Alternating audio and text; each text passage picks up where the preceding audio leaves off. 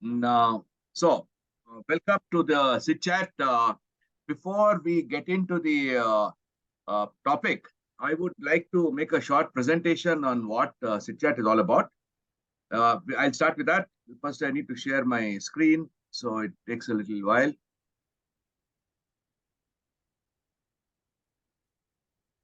There you go. Can you see my screen?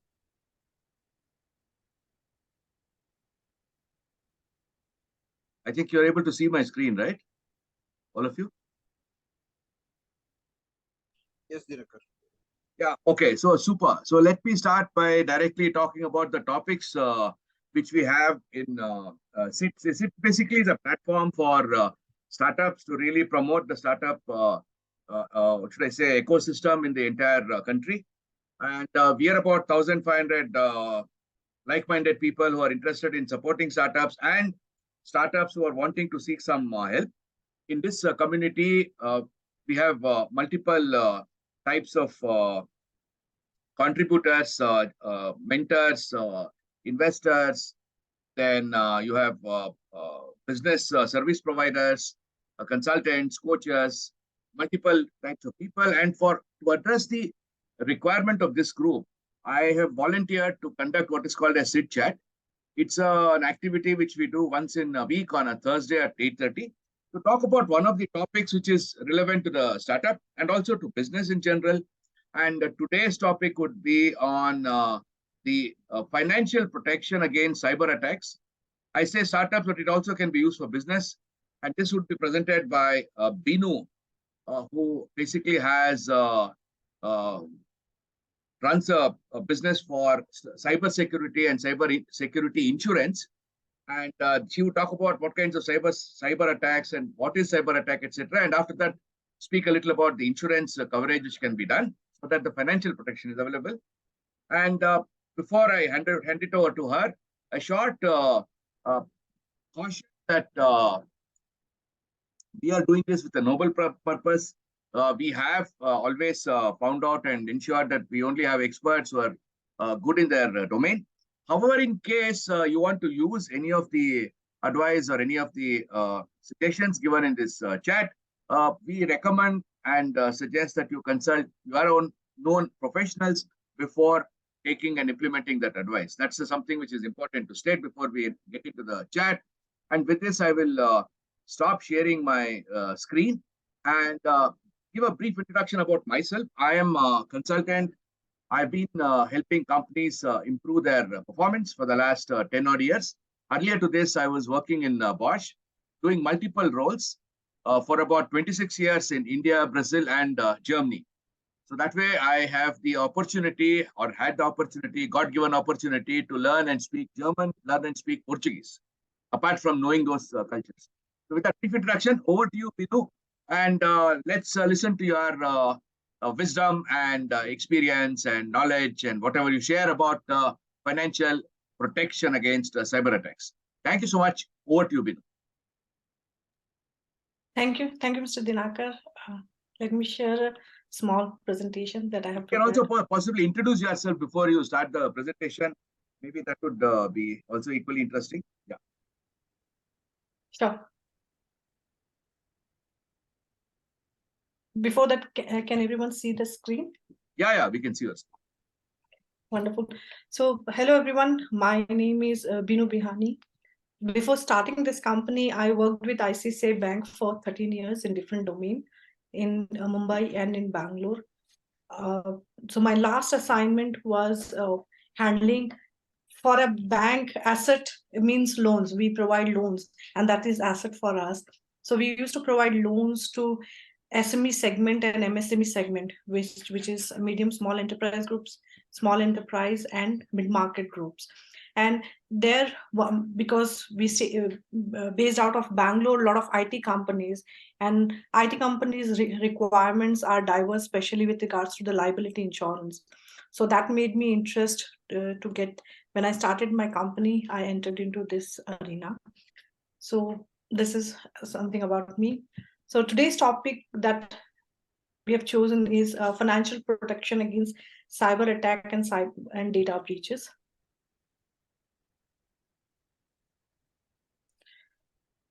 Data attack, cyber attack, data breaches is not new a terminology in today's world. Every one of us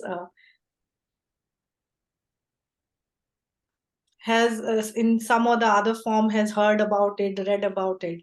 So there's a study about this, which is the data breach report 2023 by IBM Security. They had taken out this report, which says that the average cost of a data breach has reached an all-time high, which is around 4.45 million US dollars. 82% is percentage is involved the data breach in the cloud, public or private, multiple environments, and the average cost difference between breach that takes more than 200 days and less than 200 days is huge. And so let's see what about India. In the same study, there is also mention about India, and in India is one of the frequently targeted country in the world. A lot of cyber attack campaigns happen across various industries, companies in India. And what we generally seen is that in 2022, that is the information as per Mr. Rajiv Chandrasekhar when he was talking in the parliament. Last year, there were around 14 lakh reported cybersecurity incidences. Please mind, those are reported cybersecurity incidences. Before the notification which came out by CERT that within 6 hours you have to notify it to CERT, a lot of companies were not reporting it. So there were many which went unreported. Now it is mandatory, so a lot of them get reported. And the average cost is around 18 crore when a data breach happens, which is a 28% increase since 2020. It's more in during the pandemic time that we have seen the increase in cybersecurity incidences in the country. So what is, when we say that what is a cyber attack? I have already written down. I'll just say a few things. It is a false and unauthorized data access, which is intended to change, alter, damage, destroy, delete, record, or transmit information within a system without authorization. If there is no authorization and without that, if you do that, whether an internal stakeholder or an outside stakeholder, we will go ahead when we see that even if the person is inside the organization, even then it is considered as a cyber attack.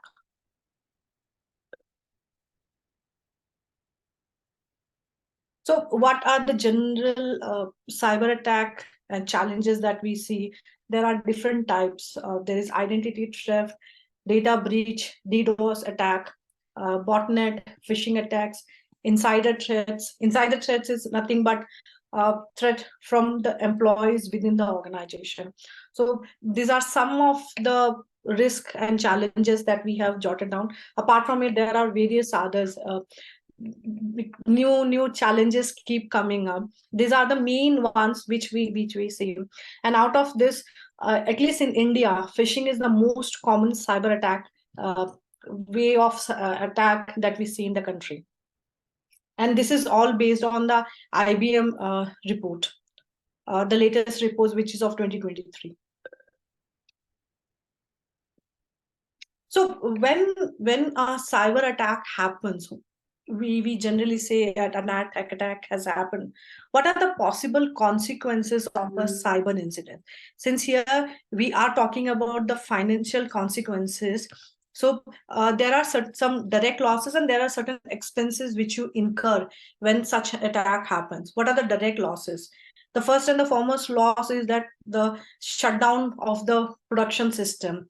There is business interruption. The business gets interrupted. Then there is loss of access to remote operations. This is again direct. If a company is operating in different places, you lose the access. And paying damage lease equipment. A lot of the companies, they hire leased equipment and you have to pay for those also. And there are various expenses that you have to incur, because once the incident has happened, a cyber attack has happened, the business has to come out of that and to in a position that it was before the attack, at least reaching that position. So what are the general types of expenses that gets incurred?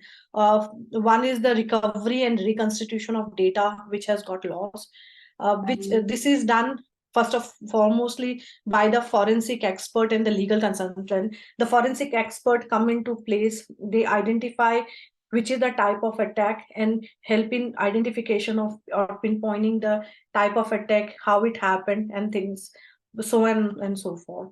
Then there are business interruption and extra expenses which gets incurred. Business interruptions, we have recently seen AIMS which got attacked and it could not operate for 12 days. If AIMS is a government entity, but if we translate it to a business entity, a profit run company, then the business interruption can lead to losses, and we will see, we have case study where what type of loss are we talking about. Then you have to restore your there is a huge reputation loss which happens since the incidences now have to get reported, so it comes into the public domain, and the reputation of the company takes a hit, that the company's systems are not secure. The reputation, the confidence of the customer on that company takes a huge hit. So there is a cost which you incur to curtail it, or at least to curtail it to an extent, and in case it is done, how do you repair that? Then there are legal expenses, which you legal defense that you have to do. With the coming of the data protection bill, digital data protection bill, there are various statutory legal liabilities, civil fines and penalties which can be imposed, but which has to be catered by the company. Then there is credit monitoring, especially in case of fintech companies, and likewise the company has to notify the customers about the data breach that has happened, and also credit monitor the data loss for at least 6 months, that data which has got lost is not used in a wrong manner by miscreants people. So that is that comes under credit monitoring. So here what we have tried to do is that to let you know about what are the different types of cost which gets incurred, or the consequences which happens when a cyber incident happens. And not to forget about the extortion and ransomware which is there. Today in the news, there was news of Johnson and Johnson being attacked. Sony across the world has got attacked, and they are the people, they are asking for ransomware for extortion money. So that is another consequences which arises when a cyber incident happens. Just to name a few, in India, the major incidences which has happened is SBI, Just Dial, Unacademy, Big Basket, Just Pay. These are all names in the public domain. AIMS, obviously we know. Akasa Airline got cyber attack. That attack happens within 4-5 days of their starting of the operations. That was so. And that point of time, Akasa's reputation took a hit. So when we say, okay, these are the various consequences which are there, it also, so there is a huge financial association also there. There is a huge financial cost which get associated when any such cyber incidents happen. So what is the way out? One of the way out, there are various ways by which you can handle your cyber security infrastructure, your cyber security hygiene. But in case an attack happens, there are financial costs which gets incurred. How do you cover up those costs? Cybersecurity insurance is one of the way to do that. And what does it mean? It's also called the cyber. Some people call it by different name. They call it cybersecurity insurance, cyber liability insurance. It is basically to protect businesses and individuals from the financial losses and liabilities associated with cyber attack, data breaches, and other such incidences. So generally, when we say, okay, these are the cost which is covered by cyber insurance, but what are these type of costs? We can divide it into two parts. One is first party and third party. First we'll discuss it, and I'll let you know. You can see that there is no second party in this slide. So we will come to that as to why there is no second party in this. In the first party cost is the cost which is incurred by the company to curtail the losses which the company has because of the attack which has happened. It includes e-theft, e-communication, vandalism, business interruption, and expenses. As I said, so let me tell you a timeline, a sequence. How does it happen? First and foremost, when any attack happens, the forensic person comes into the place. The forensic professional, they identify as to where the problem, how did the attack happen, when, how, all these questions get answered by a forensic expert. So he is the first professional that which we touch base. Then after that, it has to be notified to the CERT, and it has to be notified to the customer as well. So there is something called as the notification cost that has to be incurred. After that, there are, when the notification is done, there are expenses. The most base the major component of that cost is the legal defense, because the mail is drafted by a legal expert. It cannot be drafted by anyone but a legal expert in a legal language. So that is the major cost which happen. Then as I mentioned, in a fintech company, the one, not only they have to be notified, the credit monitoring has to take place. Then the one of the biggest cost is the business interruption cost which happen. If there are multiple location, if the company is unable to work, the business get interrupted, and it's a huge loss for the company. At times the company has to also incur extra expenses, maybe immediate, some sort of infrastructure that they have to hire, people that they have to hire. There are certain extra expenses also which are hired, so that at least some sort of curtailment of the attack can take place. So it comes under the extra expenses which can be incurred. Then ransomware is another thing. If for some reason the company has to pay ransomware, it's a huge major cost. Then there's some at times when we see in our Hindi movies that एक कोई खबरी होता है जो आपको जो incident के बारे में खबर देता है. Similarly, out here also there are something called as reward expenses. What does it mean? If someone gives information related to the cyber attack, even that is one of the costs and it gets covered under cyber liability insurance. Then the crisis expenses is there, and privacy notification. And third party is basically what a third party, a party outside the organization, can also sue you. If I as an individual sue a company, I have every right. If my data has been breached, if my data has been leaked out, then I can sue the company. So then there are disclosure reputational liabilities there. The reputation has to be the reputation of the company because of the cyber attack, the hit that it has taken, that has to be curtailed.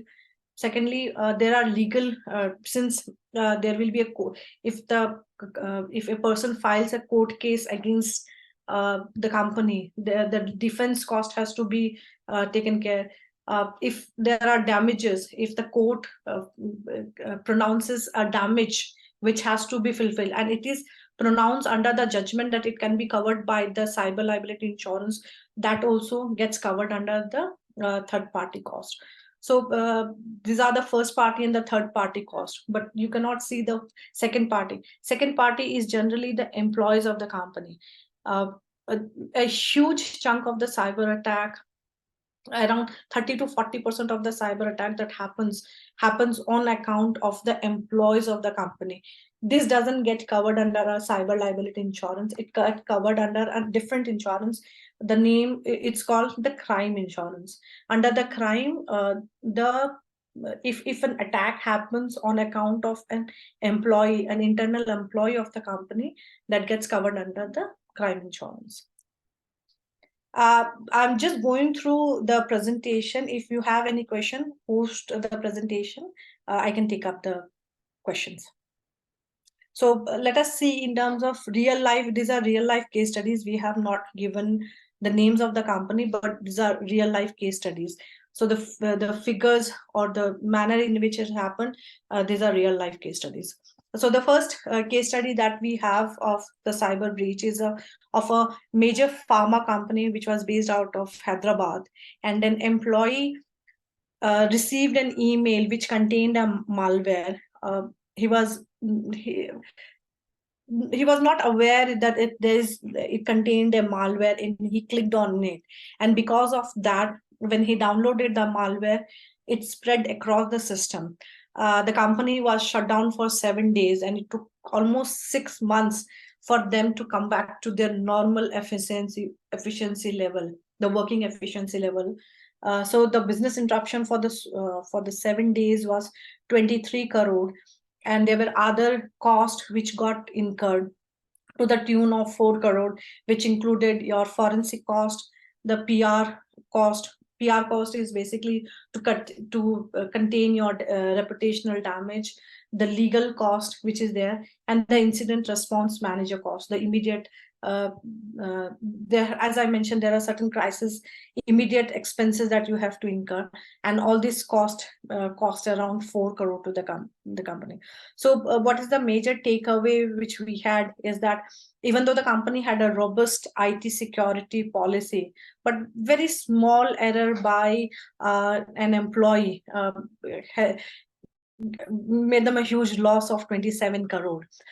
Likewise, another international company, very reputed company, I may not know, worldwide known for its cyber security products and processes. Because of through the Gmail account of one of the employees, the attackers entered the system, and almost 1.4 terabyte of data was taken away by them. So employees play. This gets covered under a cyber breach, because here it was the fault. The employee did not do that. It was a mistake by the employee. So this comes under cyber breach, and it gets covered under cyber insurance. The second thing is that the fund transfer fraud which happened. There was a business transaction which happened between the client and the supplier. The supplier had sent an email with the bank details. There was a man in the middle attack which happened, and the account number was changed, which led to the loss to the company of 1.2 crore. So social engineering that results in fraudulent payment is more appropriately addressed in crime policy and in a cyber policy. That's the takeaway we have. There's another one where the cyber breach in an MNC company based out of Delhi. The company had operation in multiple jurisdictions, which is European, and it had European and US exposure. You must be knowing as the GDPR and the US laws are quite stringent. So a total tune of 14 crore, which was the expenses and different expenses that they have to incur, because in Europe and US they are very, very particular, especially about notification and things, and the professionals out there, they really charge good. So the exposure due to geographical spread of the business to be considered. So if a company is operating in different jurisdictions, different locations, that has to be really taken care. So how does it happen in terms of we have understood what are the different types of attacks which we have, what is cyber insurance and what does it cover, but how does it work out? So it's not that anyone who wants a cyber insurance gets a cyber insurance. It is unlike other insurances that we have. In cyber insurances, underwriting plays a very, very important role. When a company submits a proposal form that I want to take cyber insurance, a back-end checks is done, both quantitative and qualitative. Various types of tests are conducted. I'll take an analogy of the loan that we take. Whenever we go to a bank to take a loan, they see our CIBIL score. If our CIBIL score is within certain range, we get a particular rate of interest. But if it's above that range, we get some concession in terms of the rate of interest, in terms of the reduction in the rate of interest. But if the CIBIL score is below a certain number, we are declined, that we cannot get a home loan. So drawing the same analogy over here, when the proposal form is sent and various tests and the forms is being evaluated, it ultimately a score gets generated. If the score of a company is within certain range, the proposal is underwritten. But if it's better, which indicates that the digital infrastructure, the digital hygiene of the company is good, then in that case what happens is that concessions in terms of reduction of premium happens. But if it's below a particular score, then the company may be declined. The insurance company may decline to provide insurance. But there is a silver lining in that as well. One of my customer, he got declined, but we got a report as to why the insurance company declined the proposal, and that gave an indication to the client as to what are the vulnerabilities that they have to fix. Because that was not only from the cyber insurance point of view, that vulnerabilities they have to fix so that they don't get attacked and incur the various costs which otherwise they could be. So it is important how we take those reports and all. So again, there are certain myths which are associated with cybersecurity insurance, that cybersecurity insurance is, because as the name suggests, and then there is thing that it is too expensive for small businesses especially to have it. No, that's not the case. It is quite an affordable thing. At least in India, it is very, very affordable. And insurance companies, cyber insurance is only for companies that handle sensitive data. One of our client, it's a manufacturing concern, and they operate in 6 different locations, 3 countries, 6 different locations, and their ERP got hacked. They were not having quite sensitive data, but their ERP, obviously the entire running of the company got hold. The business got interrupted. So it is not only for companies that handle sensitive data, it is for company that handle its operation and which is digitized, needs a cyber insurance. At least some sort of protection, financial protection against cyber attack.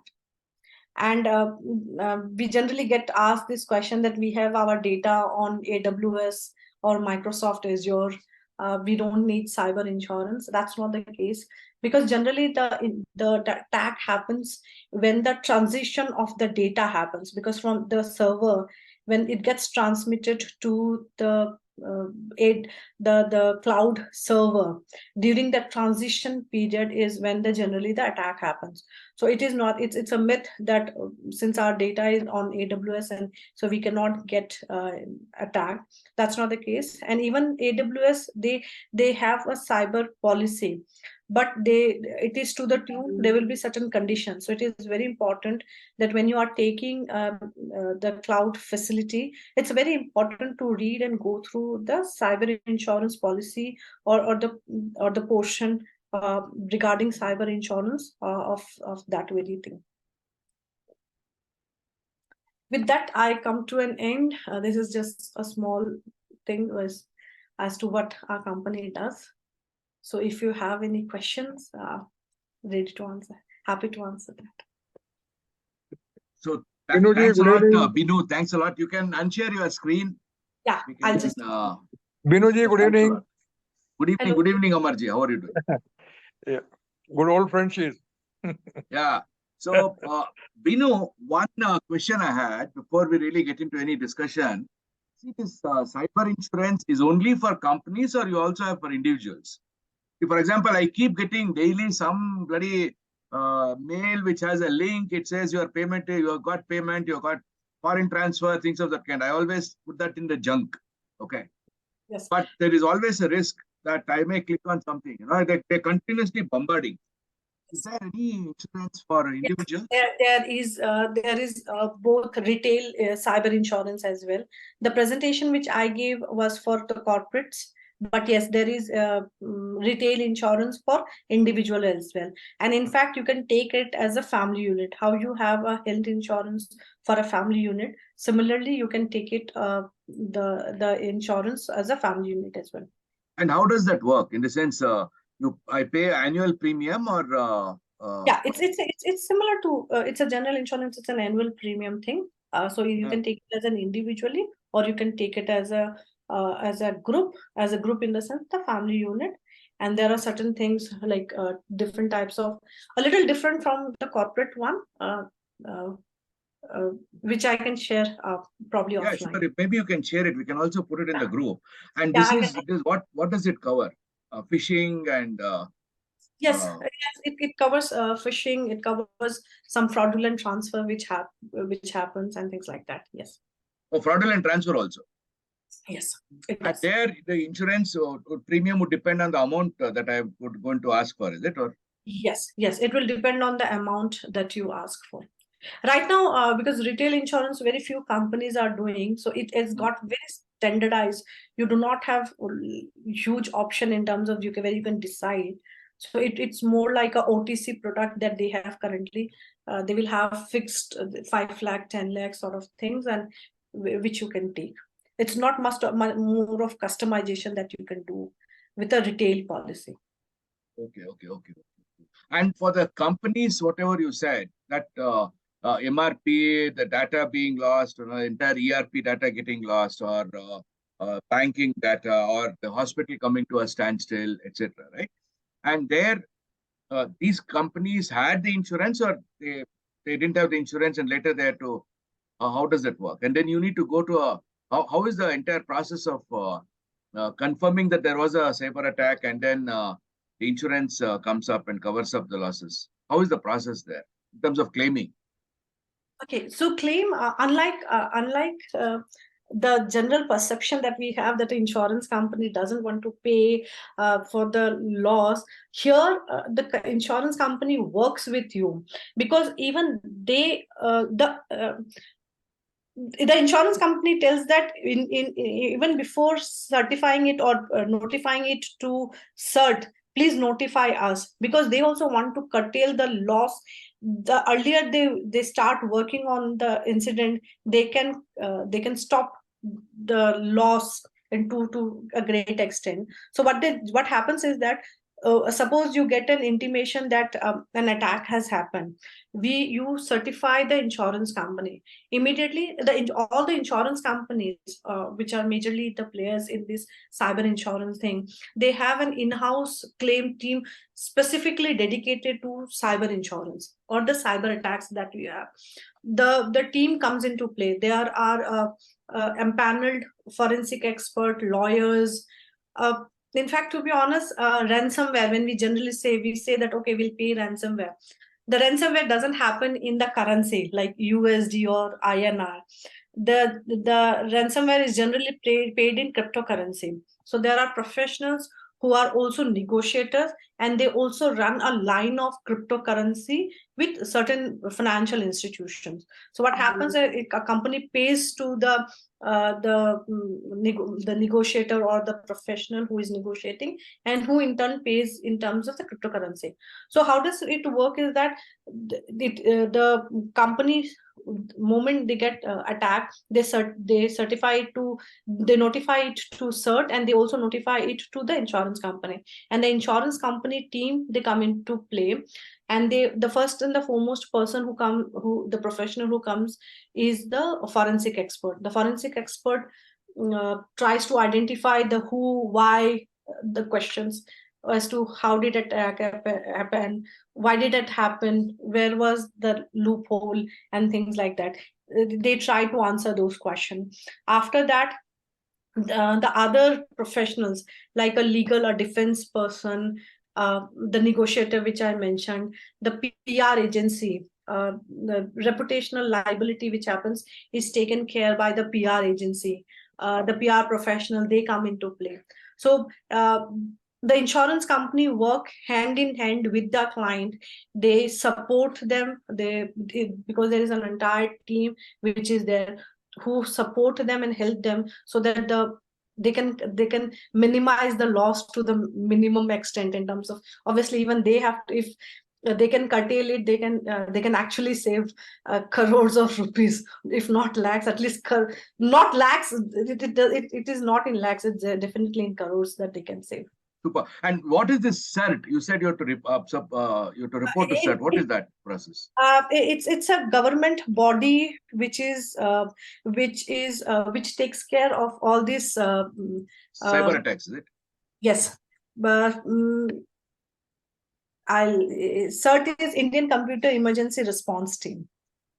Because I remember many of the times I would get these emails, and I have also gone to the police station to say that, look, I'm getting these emails. Then they say that, look, we cannot take a complaint unless a crime is committed. You know, see, for example, I'm getting a lot of emails.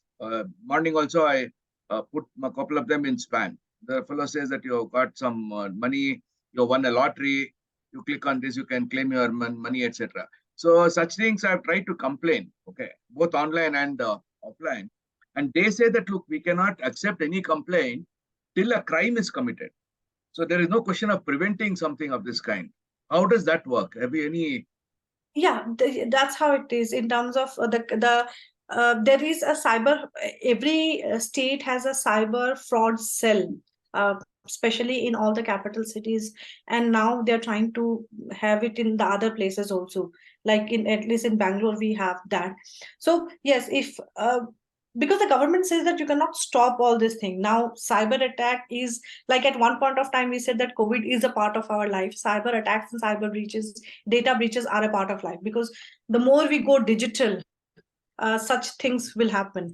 So you cannot, and we as citizens, as people, as customers of various services, we also need to be vigilant. As to and we keep the banks and the various institutions, they keep on sending all these emails, and they take out all this marketing stuff that please do not click on if you feel that it's a fraudulent mail. Check before, like .com or .in, something like that. So please check the email thing so at the end of the day, we have to be vigilant. So what you call the fraud, once a fraud takes place, then only you can go to all these entities, which is CERT. CERT is basically for the companies. Companies has to notify CERT. We as individual can go to a cyber fraud cell, which is a part of the police administration in all the cities. So yes, if the fraud has not happened, we cannot go to them. We have to be vigilant on our. Okay. So last question before we invite others to ask. One is all of us have now become more or less, what should I say, slaves to the digital payments, right? All of us do a lot of digital payments. How is that in terms of cyber security? How are there also frauds in the digital payments space, or is it something which is not possible? No, that gets covered under the cyber insurance, the detailed cyber insurance that I mentioned. Yes, digital payments also would be part of it. Yes, yes. For a company, like the cyber insurance for a corporate. So basically, cyber insurance can be divided into two. Retail is for individuals, and for the corporates. Even for the corporates, such financial frauds which takes place does get covered under a cyber insurance policy. Super. Thank you. As an individual, if I take it, that gets covered. Thank you so much. Thank you. Now, I would like to ask others, whoever wants to ask a question, please introduce yourself, your name and what you do, and then please ask your question or comment. Over to everyone. Please go ahead. If anybody wants anything to be answered. Binuji, I have one question. Yeah, Yes, please go on, Amarji. Good evening, Binuji. Nice to see you back after a long time. Yes, Samaji. Please tell me. See, all said and done, you're talking about the insurance on cyber insurance or whatever you call it, insurance for retail, wholesale. Most of us, we get covered insurance on personal lives, business and everything. End of the day, when the claims come into place, most of the insurance companies ask, did you read the fine print? So where do we land? We land into soup. This is my personal experience. I'm Amarji, talking about personal experience. yes, Amarji, what I have experienced as a professional on both sides of the spectrum, I also am a consumer of insurance, obviously, like various other people. I also consume insurance in my personal life, and I'm also a professional who provides it or help people and to take insurance. One, like any other thing, the terms and conditions are a very important thing, which a consumer, when you are taking an insurance, even I tell all my customers that please go through it. Please talk to the professional who is providing you, the intermediary who is providing you, if you have one. If not, then talk to the financial institution. Maybe the bank is providing you, then in that case the bank becomes an intermediary, or you're taking directly from the insurance company. Please talk to them. It is not the case that insurance company do not, or they fear, they don't want to provide it. At least in my case, it's been 3 years and I have handled various claims. Trust me, I have not faced any problem, and in turn my clients have not faced any problem, because we ensure that the terms and conditions are favorable to the customers. So here, for example, I'll take example of health insurance. There are companies who write in fine print that we will not pay consumables. So it is written in fine print, but we do not, we just go and we write. I have been but मैं इसकी खुद guilty रही हुई हूँ. When I had taken it in the past, it's been 10 years that I'm dealing in insurance, like as a consumer. It's been 10 years. So in the earlier years, even I used to sign, अच्छा ठीक है यार, someone, my bank, I was a part of ICICI Bank, the branch manager with whom we used to interact for business purpose, and they will say and we will sign it, and later on we also face problem. Then I realized that it is very important to read the fine print, and foremost, like everything, we have to be vigilant what we are taking. If we go and buy a packet of milk, we read through, we go through that as to what is there, when was it packed, and things like that. Similarly, in case of insurance, it is important that we go through the terms and conditions. No, I agree with you. I agree with you on what you said so far. But let's be honest with that. Most of us, when you come for insurance, we know Binu Miyani or someone else, X, Y, Z comes to us. We get the insurance done because we know the person personally, and simple as that. We trust him, we get it done. But end of the day, Max New Insurance, I'll tell you, Max Insurance, I have paid personally. I gave them all documents. Even after 6 years of fight, I lost everything. ECGC, your business insurance is there from ECGC.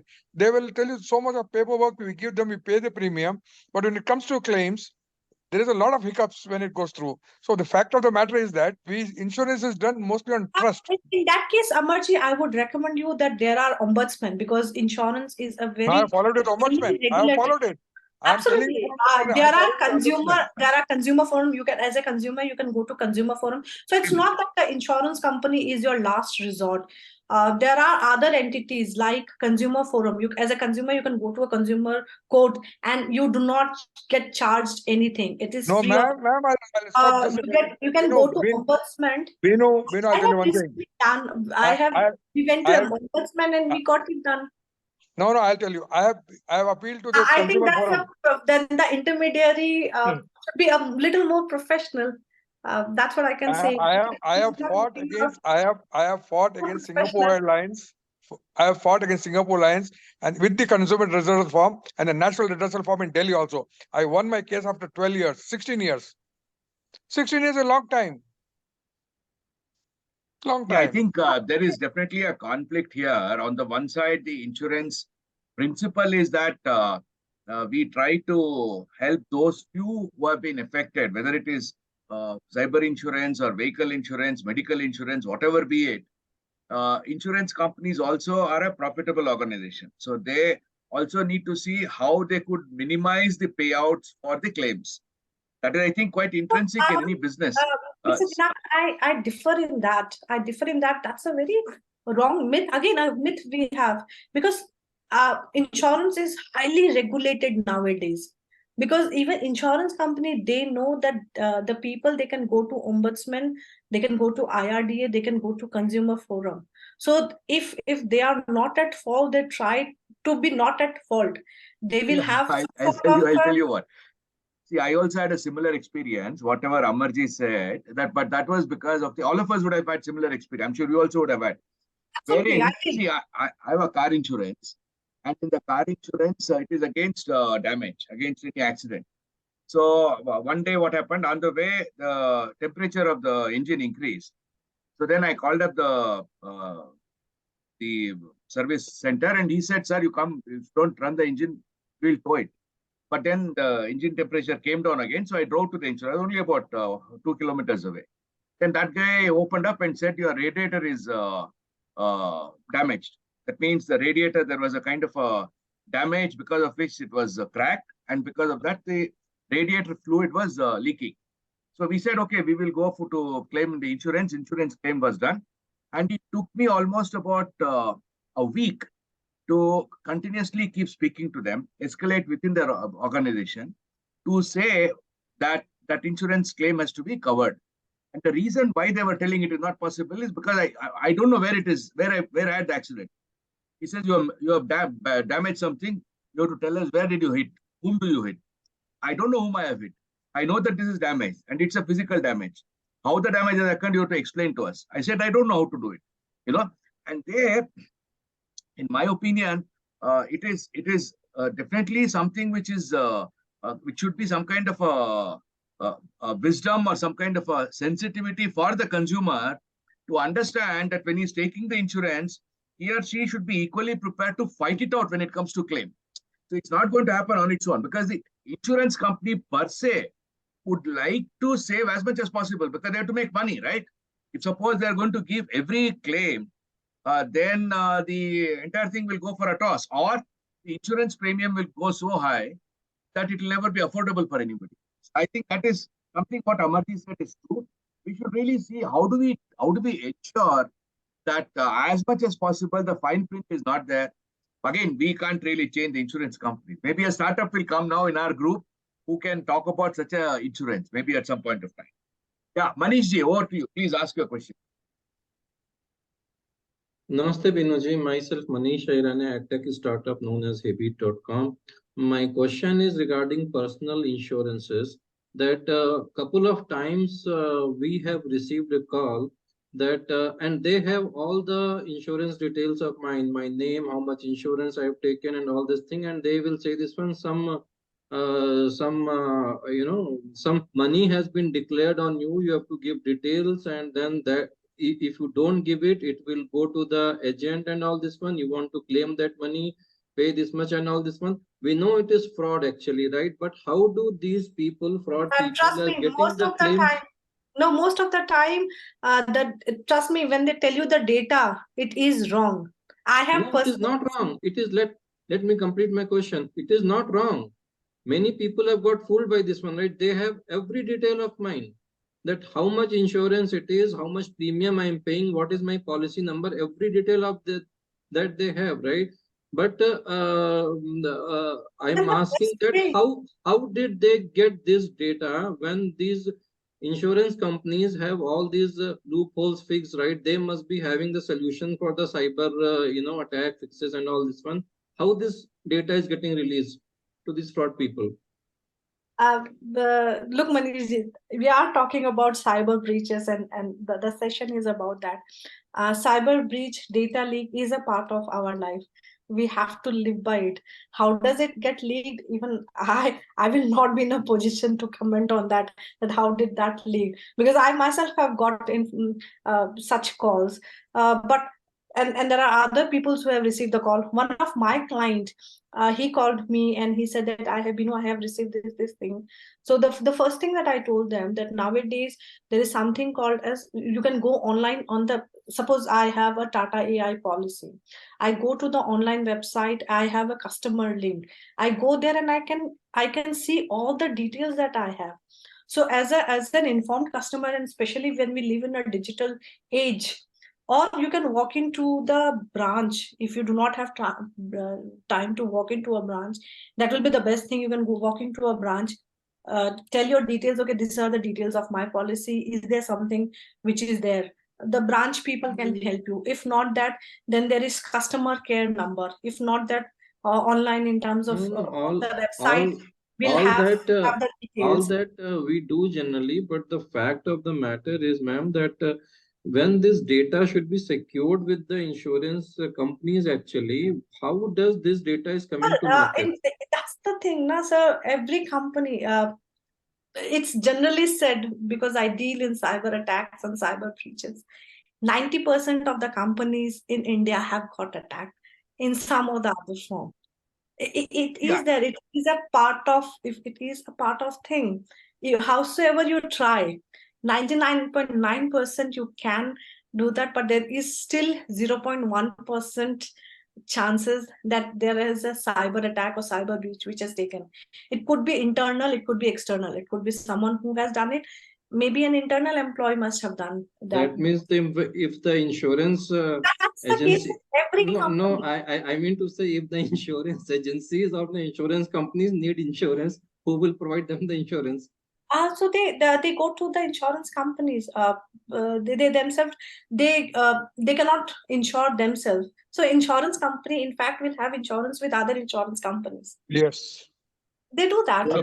Maybe I can add to whatever. That it's not that banks. Sony got attacked. Johnson and Johnson. It's a worldwide company. Cisco.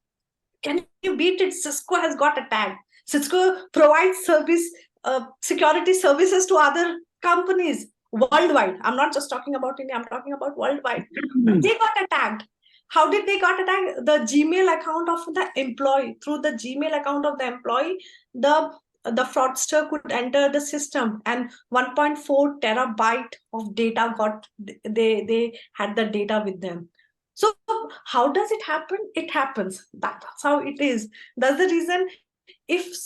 How do we hedge against that thing? If we think that it's a part of, now if someone tells me that COVID is not a part of our life, no, it has not gone away. In some or the other form, COVID is a part of our life, and it will be. But yes, how do we deal with that? We take precautions, necessary precautions with that, because you have to live with it. So similarly, cyber attacks, we have to live with it. Yeah, I think just to add on to whatever you said, Binu, Manish, in my opinion, if you look at the market here, there are people who are talking about security, personal security, data security, and all. And at the same time, there are companies in the open market who are selling confidential information. See, you've got companies in India who are promoting, saying that we're going to reach out to all the companies. Okay, you give us your marketing pitch deck, and we will send WhatsApp messages. That will cost you 10,000 rupees, 20,000 rupees. So for that 20,000 rupees, they must be getting the data from somewhere, you know. So I think in the open market, the way we are today, there is always a very, very high opportunity and high motivation to get into this space of leaking data, you know, because it is financially beneficial. At the same time, I think I read in some book, you know, it was very interesting that without crime, okay, just listen to it. It's a very interesting thing. Without crime, there would be no evolution in the society. Just because of crime, there is constant evolution of making the entire system more secure. If the crime never existed, we would have had no security at all in the system, in the world, which is very shocking, you know. That means to say that the criminals are the ones who are creating or pushing evolution in the society. 9/11 could have never happened. Yeah, absolutely. Nothing would have happened. Nothing could have happened. And only because 9/11 happened, today we have got automatic screening in all the airports in the world, which was not there earlier. Because of 9/11, we have got restrictions on what we take in the handbag. You know, things of the kind which never happened, which never existed earlier. So it's a criminal mind is the source of development in the society. There's a beautiful movie in South. I don't remember the name now. I don't know the hero also. It was absolutely on cyber frauds. And in this, he was an army professional, and his mother got ill, and because of something, he had some money in the bank which got lost, defrauded, and things like that. And that's how the plot of the movie starts. And in this, it be beautifully, when we go to a Xerox machine, they give us a Xerox in 50 paisa. Why do you think they have given that in 50 paisa? Because they take not only one copy, they take 2 copies. One copy is for you and one copy is to be sold out.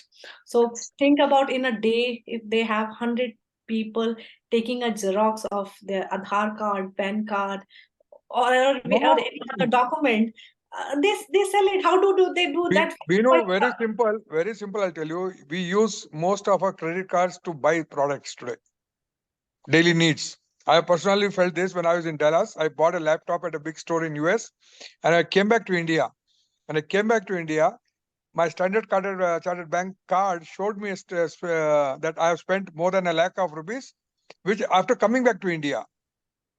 So there they had already swiped. When I swiped my card, they must have taken the data or the number. They just, someone encashed it on that basis, and the lakh plus was. I had to file a FIR, complain to the bank, and got the refund. So cyber attack digitally, I think so. It is a accepted norm worldwide. We have to be more careful, and more awareness need to be had on this. Correct. Yes, I think the more you study about it, there is a beautiful series called Jamtara. There's a place called Jamtara in India. Now it is, in fact, Mathura. What is good? Why that place? Because it is on the border of Madhya Pradesh, Rajasthan, and Delhi, I think. 3 boarding states. So what they will do, they will call from one number. If you go 50 meters ahead, 500 meters ahead, you have the connection from the other state, which is Madhya Pradesh. And if you go 500 meters here, it's Rajasthan. So the fraudsters, they are so smart, and that's how they are able to do this. So it's a chicken and egg thing. The agencies, they at times they are ahead of the fraudsters, and at times the fraudsters are ahead of them. But it's a part of life. Sagar, go on. You had a question. Please introduce yourself and ask a question or comment.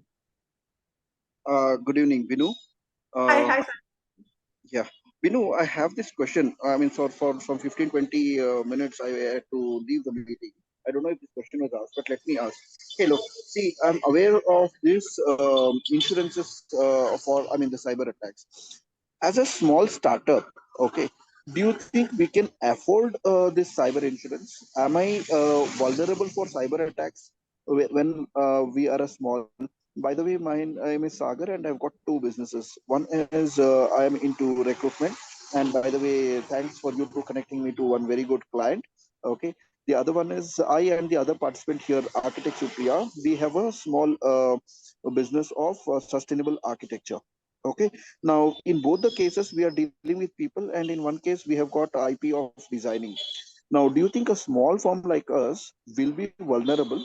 Maybe, but do we think we can afford cyber insurance? Thank you. So you have 2 questions. One, who needs insurance, if I can say so. Any company which deals in data. So during the presentation, I do not know if you ever, one of my clients is into manufacturing concern. Manufacturing, they have 3 countries, they have 6 locations. They produce decaffeinated products. They take out the caffeine and the decaffeinated products. Their ERP got hacked, and the fraudster asked for 3 bitcoins. At that point of time, the value of 1 bitcoin was 50 lakh rupees, and they had asked for 3 bitcoin. Ultimately, it got settled with 1 bitcoin only through the negotiations and other things. So any company which has got data, where you feel that if the data is lost, so in their case, the ERP is also data, in terms of data of the production and everything. So wherever you feel that the data is crucial for the running of the business, any such entity, it's not necessary that the company has to be a fintech company or a bank or an insurance company or a financial institution, where the data is sensitive, or a pharma company, where you have a crown in the a crown thing which is like obvious your formulation and things like that. Anything which has got sensitive data, any such entity, big or small, should take a cyber insurance. Point number one. Point number two, it is a myth that small companies cannot afford cyber insurance, that cyber insurance are very expensive. Let me tell you, the general thing that I have seen is that cyber insurance premium is generally 0.8 to 1.5% of the sum assured that you take. Suppose if you want a 2.5 crore of limit of liability, that because I'm a small company, I just want 2.5 crore. Considering that because forensic cost is major and the business interruption cost will be major, that is good enough for me.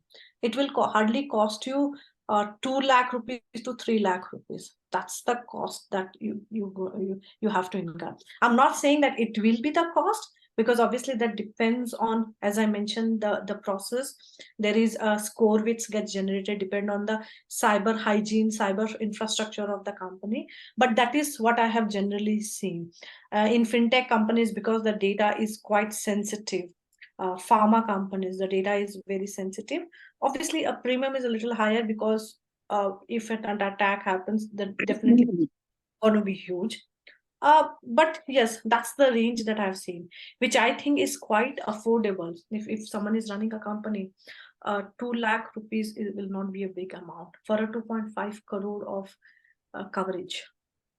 Okay, so super. With that note, I think we can end today's chat. Thanks a lot. And thanks a lot, Amarji, for nice comments before. So I won't invite you for the final comments.